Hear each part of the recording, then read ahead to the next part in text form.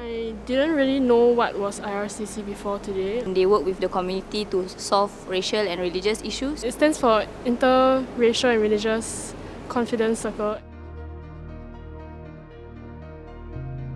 For me, the greatest standpoint of being a Singaporean is actually our Rojak culture. Very multicultural, multi-religious society. It's our mix of words, our own form of English that truly brings us together. I took back a lot from the sharing session because I was able to gain an understanding of our underlying similarities. We all want the same basic stuff.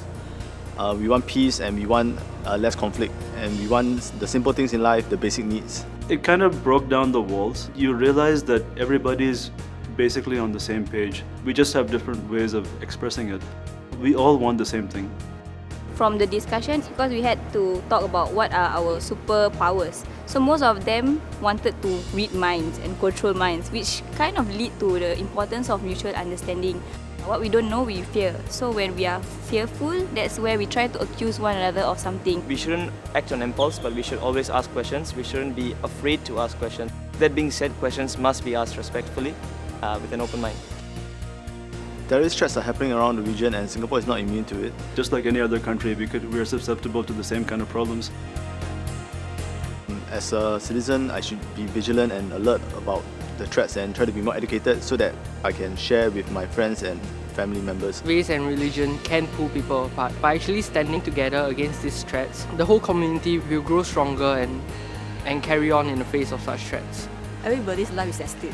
That's why it's very important. We don't want innocent life to be lost. It's during times of crisis that we have to hold hands together and realize that we're actually one force. What I can do as a normal citizen, as a student, as a youth, to combat these threats and try to minimize those threats.